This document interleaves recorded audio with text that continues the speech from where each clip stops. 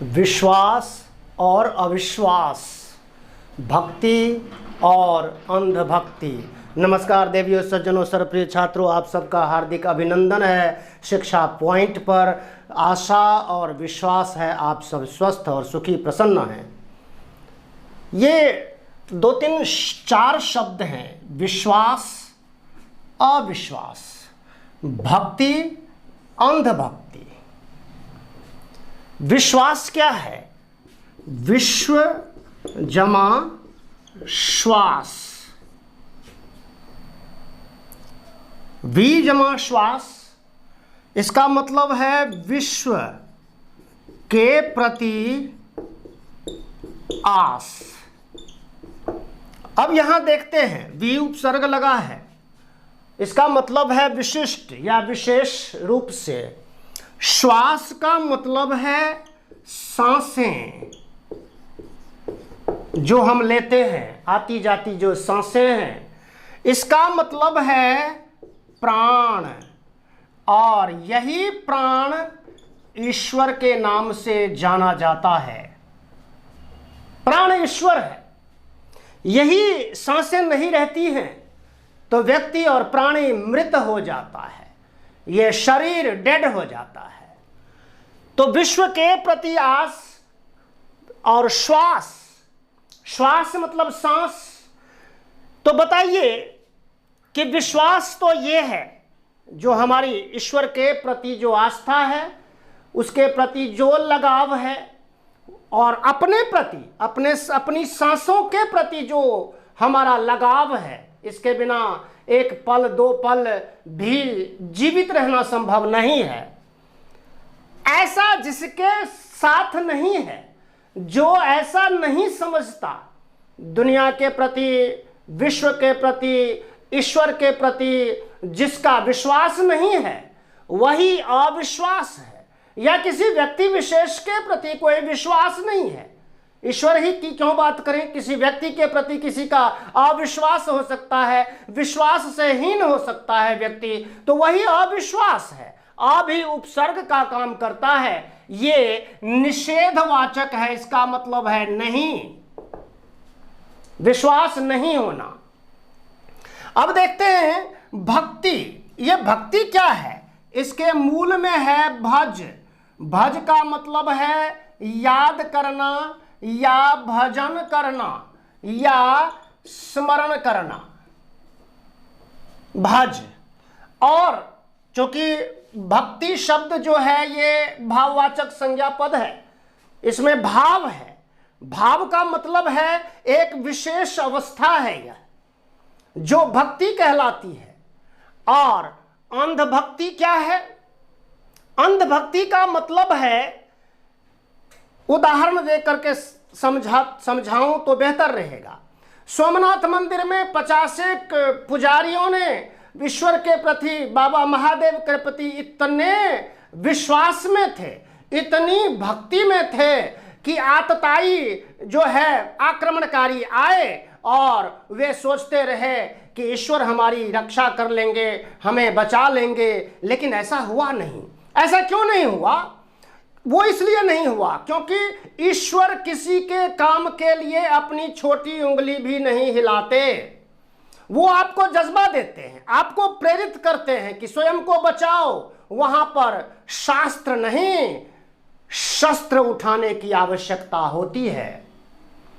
ऐसा नहीं होता तो भगवान राम ने ध्यान किया होता और रावण और उसकी सेना भस्म हो चुकी होती। लेकिन ऐसा हुआ नहीं, उनको भी शस्त्र उठाने की जरूरत पड़ी। भगवान श्री कृष्ण विराट पुरुष के रूप में, उन्होंने अगर ध्यान से ही भस्म करना होता तो कौरव, दुर्योधन और कौरव पूरी सेना को भस्म कर देते।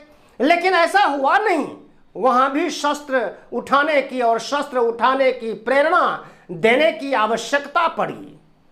तो वहां जहां पर स्वयं के बचाव के लिए, स्वयं की रक्षा के लिए केवल और केवल हम ध्यान में ही नहीं हो सकते हैं। हाँ, ध्यान में हो सकते हैं, भक्ति में हो सकते हैं। इसका तात्पर्य ये है कि भक्ति में वो भावना है, वह शक्ति है कि आपको शस्त्र उठाने के लिए वह प्रेरित करती है।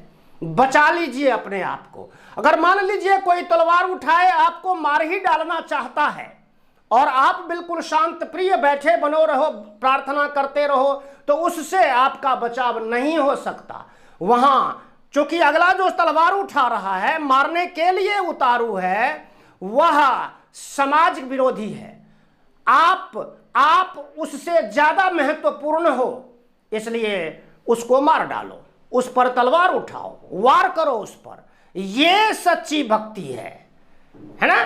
तो ये और अंधभक्ति क्या है? अंधभक्ति वही है कि हम भक्ति में इतने भी डूबे ना रहें कि कोई आए और हमारा सिर फोड़ के चला जाए। ये अंधभक्ति है। और ये सोचते रहें कि भगवान हे प्रभु मुझे धनवान बना दो, हे प्रभु मेरे सारे कार्य बिगड़े कार्य बना दो। ये सब अंधभक्ति है। हाँ, कुछ चीजें हैं जो भक्ति से संपन्न होती है और शक्ति मिलती है तो हम प्रयास करते हैं, कोशिश करते हैं, और फिर कोशिश करते हैं तो कोशिश करने वालों की हार नहीं होती। तो ये प्रेरणा हमें ईश्वरीय प्रेरणा मिलती है। मन क्या है? मन ही ईश्वर है। उसकी शक्ति बहुत अपरिमित है। उसको मापना, उसको नापना, उसको तोलना असंभव सा है। उसको समझ करके मन में ऐसा आता है, कई विचार उठते रहते हैं, तो बचाव का भी विचार आता है, अपने लिए बेहतरी के प्रयास करने के भी विचार आते हैं। तो ये भक्ति है। और अंधभक्ति वही है जहां हम बिल्कुल और निष्क्रिय रहते हैं। निष्क्रियता का ही दूसरा नाम अंधभक्ति है। तो ये अंधभक्ति आजकल मीडिया में, सोशल मीडिया में अंधभक्त फला भक्त इस तरह की चर्चाएं खूब जोरों से चलती हैं। तो जो इस तरह की चर्चा चलाने वाले हैं कि लोग तो फला भक्त हो गए, फला की भक्ति में लगे हुए हैं, एक व्यक्ति विशेष के प्रति भक्ति में डूबे हुए हैं, चाहे वह व्यक्ति देश को डुबा दे। अरे भैया, तो आप जो ये बातें कर रहे हो, तो ये बताओ कि आप किसकी भक्ति में हो? आप भी किसी भक्ति से प्रेरित हो? आप भी अंधभक्ति से प्रेरित हो रहे हो जो आप दूसरों को अंधभक्त कह रहे हो? अंधभक्त और गंध भक्त और गंड भक्त, पता नहीं क्या क्या नाम दे रहे हो। डूब मरो चुल्लू भर पानी में। भक्ति और शक्ति और उसका तुम्हें ज्ञान ही नहीं है, इसलिए तुम ऐसी बातें करते हो, बकवास करते हो। तो ये समझ लो कि अगर कोई अच्छा है, ईश्वर अच्छा है, उसके प्रति भक्ति होनी ही चाहिए। कोई नास्तिक हो ही सकता है, नास्तिकता में ही उसकी आस्तिकता है, न मानने में ही उसका, मानो तो देव नहीं तो पत्थर, क्या फर्क पड़ता है? जो लोग मानते हैं वो मानते हैं, जो नहीं मानते हैं वो भी मानते ही हैं। ना मानना भी एक प्रकार की मान्यता है कि नहीं है? तो ये मान्यता है और सर्वत्र है। चैनल को ऐसे ही टॉपिक्स पर वीडियोस देखने के लिए चैनल को सब्सक्राइब कीजिए, लाइक कीजिए, शेयर कीजिए, कमेंट कीजिए, सब्सक्राइब कीजिए। फिर से कहता हूं, सब्सक्राइब कीजिए और नोटिफिकेशन बेल को भी दबा दीजिए। धन्यवाद, नमस्कार, जय हिंद, जय भारत, जय भारती।